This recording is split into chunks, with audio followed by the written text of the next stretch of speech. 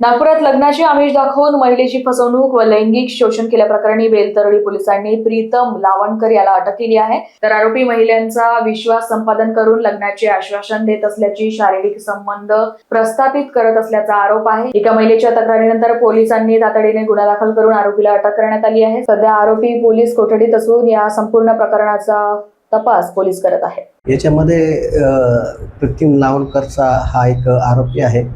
हा महिलांना विश्वासात घेऊन घुस करून त्यांच्याशी लग्न करतो असं आश्वासन देतो आणि आश्वासन दिल्यानंतर महिलांचे तो एक प्रकारचे लैंगिक संबंध करतो।